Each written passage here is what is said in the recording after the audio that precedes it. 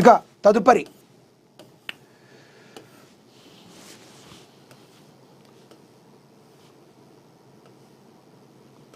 తెలంగాణలో ఊబర్ భారీ విస్తరణ. సీఎం రేవంత్ రెడ్డితో ఊబర్ సీఈఓ ధారా ఖోస్రో షాహీ భేటీ అయ్యారు. హైదరాబాద్లో సెంటర్ ఆఫ్ ఎక్సలెన్స్ విస్తరణకు ఊబర్ నిర్ణయించింది. అమెరికా బయట తొలి కార్యాలయం హైదరాబాద్లోనే పార్కింగ్ రంగంలోకి రావాలని ఊబర్కు సీఎం రేవంత్ సూచన చేశారు. భారత ఫ్యూచర్ సిటీలో కార్పొరేట్ ఆఫీస్ ఏర్పాటుపై ఊబర్ ఆసక్తి తెలిపారు. ప్రముఖ క్యాబ్ సేవా సంస్థల ఊబర్ తెలంగాణలో తమ కార్యకలాపాలు భారీగా విస్తరించేందుకు ప్రణాళిక సిద్ధం చేస్తుంది. ఈ మేరకు ఊబర్ సీఈఓ ధారా ఖోస్రో షాహీ నేతృత్వంలో ప్రతినిధి బృందం బుధవారం ముఖ్యమంత్రి రేవంత్ రెడ్డితో సమావేశమయ్యారు. హైదరాబాద్లోని జూబ్లీహిల్స్లో ఉన్న సీఎం నివాసంలో జరిగిన ఈ భేటీలో రాష్ట్రంలో కంపెనీ విస్తరణ, నగరాల్లో పార్కింగ్ సమస్యలు, రాబోయే భారత్ ఫ్యూచర్ సిటీల అవకాశాలపై కీలక చర్చలు జరిపారు. హైదరాబాద్లో తమ సెంటర్ ఆఫ్ ఎక్సలెన్స్ సీఈఓను విస్తరించినట్లు ఈ సందర్భంగా సీఎంకు ధారా ఖోస్రో షాహీ తెలిపారు. అమెరికా వెలుపల ఏర్పాటు చేసిన మొట్టమొదటి సీఈఓ ఇదేనని, ప్రస్తుతం ఇక్కడ 600 మంది ఇంజనీర్లు పనిచేస్తున్నారని, భవిష్యత్తులో దీన్ని మరింతగా పెంచనున్నామని వివరించారు. ఈ సందర్భంగా నగరాల్లో ముఖ్యంగా మెట్రో స్టేషన్ల వద్ద ఎదురవుతున్న పార్కింగ్ ఇబ్బందులను సీఎం రేవంత్ రెడ్డి ప్రస్తావించారు. ఈవీ ఛార్జింగ్ స్టేషన్లతో కూడిన మల్టీ లెవెల్ పార్కింగ్ సౌకర్యాలను ఏర్పాటు చేసే అంశాన్ని పరిశీలించారు. ఊబర్కు సూచించారు. పట్టణ రద్దీని తగ్గించేందుకు పార్కింగ్ నిర్వహణ రంగంలోకి ప్రవేశం కావాలని, అవకాశాలపై అధ్యయనం చేయాలని కోరారు. సీఎం ప్రతిపాదనపై ఊబర్ ప్రతినిధులు సానుకూలంగా స్పందించారు. దీనిపై సమగ్రంగా అధ్యయనం చేస్తామని హామీ ఇచ్చారు. మరి ముఖ్యమంత్రి ముందు చూపుకి ఇది ఒక మనం నిదర్శనంగా చెప్పుకోవచ్చు. ఇక ఫ్యూచర్ సిటీలో కూడా కార్పొరేట్ ఆఫీసు రాష్ట్ర ప్రభుత్వం ప్రతిష్టాత్మకంగా చేపడుతున్న 30,000 ఎకరాల భారత ఫ్యూచర్ సిటీ ప్రాజెక్టు గురించి సీఎం రేవంత్ ఈ సందర్భంగా వారికి వివరించారు. ప్రపంచంలోనే ప్రముఖ కంపెనీలు ఆకర్షించడమే లక్ష్యంగా ఈ ప్రాజెక్టు రూపొందిస్తున్నట్లుగా తెలిపారు. ఈ ప్రాజెక్టుపై ఆసక్తి చూపిన ధారా ఖోస్రో షాహీ అక్కడ తమ కార్పొరేట్ కార్యాలయాన్ని ఏర్పాటు చేసేందుకు సిద్ధంగా ఉన్నామని తెలిపారు. ఇక తమ భవిష్యత్తు విస్తరణకు ప్రభుత్వ సహకారం కావాలని కోరారు.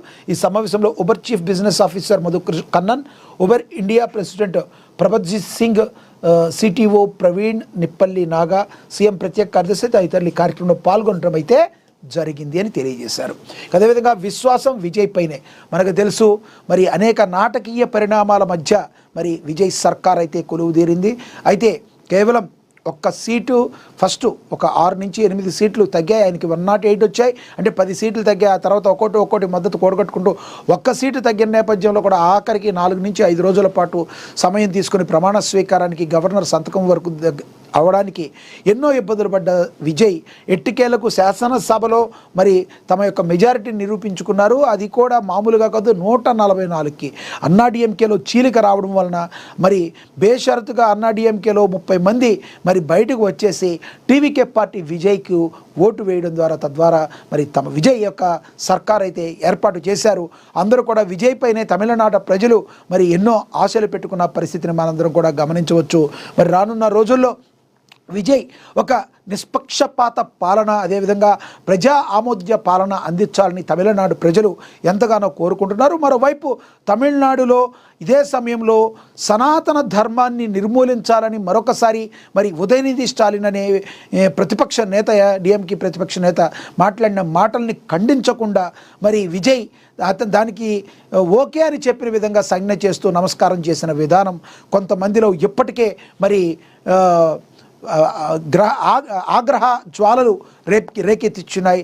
తద్వారా విజయ్ ఒక రకంగా కొంత నెగిటివిటీ అయ్యారు.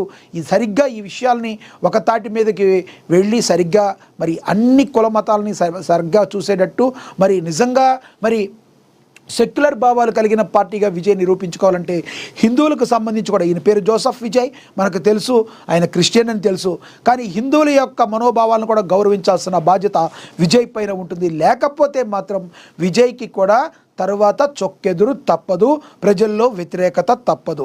దీన్ని గమనించి విజయ్ ప్రభుత్వం ఒళ్ళు దగ్గర పెట్టుకుని పని చేయాలని చెప్పి విశ్లేషకులందరూ కూడా అభిప్రాయపడుతున్నారు.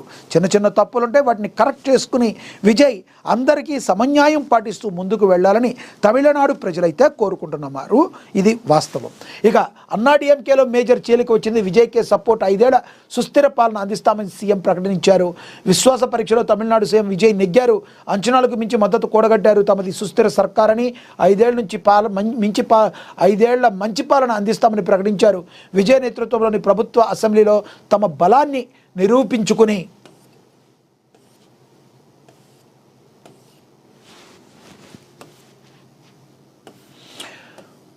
అగ్ని పరీక్షలో గట్టెక్కింది. గవర్నర్ రాజేంద్ర అర్లేకర్ విధించిన మే 13వ తేదీ గడువు లోపే బుధవారం నిర్వహించిన విశ్వాస పరీక్షలో విజయ్ ప్రభుత్వం పాస్ అయింది. రాజకీయ ఉత్కంఠ మధ్య జరిగిన ఫ్లోర్ టెస్ట్లో విజయ్ సర్కార్కు అనుకూలంగా 144 ఓట్లు రాగా వ్యతిరేకంగా కేవలం 22 ఓట్లు మాత్రమే పోలయ్యాయి. ప్రధాన ప్రతిపక్షం డీఎంకే సభ నుంచి వాకౌట్ చేయగా అన్నాడీఎంకే 2 వర్గంగా చీలిపోయింది. బీజేపీ పీఎంకేలు తటస్థంగా ఉండడం ఈ బల పరీక్షలో విశేషంగా నిలిచింది.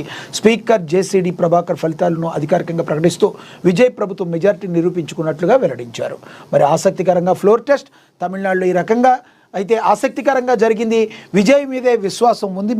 మరి విజయ్ ఏం చేస్తారు, ఏ రకంగా మరి ఆయన పరిపాలన ఉంటుందనడానికి 6 నెలల నుంచి 1 సంవత్సరం పాటు ఆయనకైతే గడువు అయితే ఇవ్వాలి. ఆ తర్వాత మాత్రమే ఏం చేశారన్న దానికి, ఏం చేస్తారన్న దానికి ఒక క్లారిటీ వచ్చే అవకాశం అయితే ఉంది. ఇక ఏ క్షణమైనా పెట్రోల్ డీజిల్ ధరలు పెరిగే ఛాన్స్ ఆర్బీఐ గవర్నర్, ఇది అనివార్యమని అందరికీ తెలుసు. ఇక అన్ని రాష్ట్రాల ఎలక్షన్స్ కూడా అయిపోయినాయి కాబట్టి ఇప్పట్లో లేవు కాబట్టి వడ్డన షురూ అవుతుందని చెప్పి ఇప్పటికే సామాన్య ప్రజలకి, ఇదివరకంటే ఒక సామాన్య ప్రజలకి కొంత గ్రిప్ తక్కువ ఉండేది న్యూస్ మీద అయినా. ఇప్పుడు ఈ రోజున అరచేతిలో మొబైల్ వచ్చిన తర్వాత ప్రతిరోజు కూడా న్యూస్ అప్డేట్ సామాన్యుడు కూడా, పండిత పామరులందరూ కూడా మరి నేర్చుకుంటున్న పరిస్థితి, తెలుసుకుంటున్న పరిస్థితి. వడ్డన అయితే షురూ అయింది. అయితే ఇది కావాలని కేంద్ర ప్రభుత్వం మీద దుమ్మెత్తిపోసే పరిస్థితి అయితే కాదు. ప్రపంచ దేశాలన్నీ కూడా ఈ సమస్యను ఎదుర్కొంటున్నాయి కాబట్టి దీన్ని రాజకీయం చేయాలి అని రాజకీయ కోణాల్లో ఆలోచించే రాజకీయ పార్టీలను కూడా ప్రజలు విశ్వసించే పరిస్థితుల్లో లేరు. కానీ పొదుపు మంత్రం ద్వారా దీన్ని అయితే కొంతవరకు అరికట్టవచ్చు. ఇక వడ్డనైతే షూరైంది. ఇప్పటి వరకు అయితే కేంద్ర ప్రభుత్వం కావచ్చు, అదేవిధంగా పెట్రోల్ డిస్ట్రిబ్యూటర్లు కావచ్చు, పెద్ద పెద్ద కంపెనీలు కావచ్చు, ఆయిల్ కంపెనీలు ఎంతో లాసులు అయితే నడిపాయి. మరి ఇప్పుడైతే వడ్డన షురూ చేసేటట్టుగా అవకాశం అయితే కనబడుతుంది. ఏ క్షణమైనా పెట్రోల్ డీజిల్ ధరలు పెరిగే అవకాశం చాలా చాలా స్పష్టంగా కనబడుతుంది.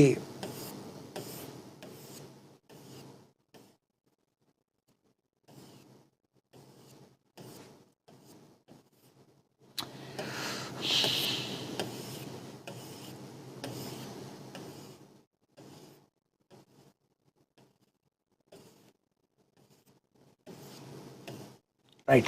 పశ్చిమాసియాలో ఉద్రిక్తతలు మొదలై ఇప్పటికే సుమారుగా 75 రోజులైంది. ఇప్పటి వరకు కూడా పెట్రోల్ డీజిల్ గ్యాస్ ధరలు పెరగనప్పటికీ ప్రభుత్వం వాటిని భరిస్తూ వచ్చింది. అయితే యుద్ధం ఇలానే కొనసాగితే ధరలు ఏ క్షణమైనా పెంచే అవకాశం ఉందని ఆర్బీఐ గవర్నర్ సంజయ్ మల్హోత్రా సంచలన ప్రకటన చేశారు. భారతదేశం మొత్తం దిగుమతుల్లో 6వ వంతు ఆ ప్రాంతం నుంచే వస్తూ ఉండగా ఎగుమతుల్లో 6వ వంతు అక్కడికే వెళుతున్నాయని చెప్పారు. దీనికి తోడు విదేశాల నుంచి వచ్చే నిధుల్లో దాదాపుగా 40% ఎరువుల దిగుమతుల్లో, 40% గ్యాస్ సరఫరాలో, దాదాపు 60% ఆ ప్రాంతంలోనే ముడిపడి ఉన్నాయని, ఇది ఆ ప్రాంత పరిణామాలకు భారతదేశాన్ని ఎంతగానో గురి చేస్తుందని వివరించారు. ఇటువంటి వాతావరణంలో వేగంగా మారుతున్న అంతర్జాతీయ దేశీయ పరిస్థితులకు అనుగుణంగా ద్రవ్య విధానం అత్యంత అనువైనదిగా, చురుకైనదిగా, వేగవంతమైనదిగా ఉండాలని ఆయన స్పష్టం చేయటం అయితే జరిగింది. ఇక తర్వాత మనకు తెలుసు కేరళ సస్పెన్స్ కథా చిత్రం నేడు సీఎం ఎంపిక. మరి కేరళలో కేసీ వర్సెస్ సతీష్ అనగా ఉంది. కేసీ వేణుగోపాల్కి మరి ముఖ్యమంత్రి పీఠాన్ని ఇచ్చే ఛాన్స్ చేస్తుందా మరి కాంగ్రెస్ పార్టీ, లేదంటే సతీశానికి ఇస్తుందా అనే దాని మీద తీవ్ర ఉత్కంఠ అయితే నెలకొంది. కేరళ ముఖ్యమంత్రి ఎంపికపై కాంగ్రెస్ హైకమాండ్ మల్లగుల్లాలు పడుతుంది. ఫలితాలు విడుదలని దాదాపుగా 10 రోజులు కావస్తున్న సీఎంని ఎంపిక చేయడంలో ఒక నిర్ణయానికి రాలేకపోతుంది. సీఎం విషయమై చర్చించేందుకు రాహుల్ గాంధీ మల్లికార్జున ఖర్గే నివాసానికి వెళ్లారు. దాదాపుగా 40 నిమిషాలు వీరిద్దరి మధ్య చర్చలు జరిగినా కూడా ముఖ్యమంత్రి పేరునైతే ఖరారు చేయలేదు. అయితే గురువారం కేరళ సీఎం పేరును ప్రకటిస్తామని కాంగ్రెస్ ప్రధాన కార్యదర్శి జైరాం రమేష్ తెలిపారు. సిఎల్పి తీర్మానం మేరకు అధిష్టానం అందరితో చర్చలు జరిపి ఒక నిర్ణయానికి వచ్చిందని వెల్లడించారు. మరోవైపు ముఖ్యమంత్రి ఎంపికపై కాంగ్రెస్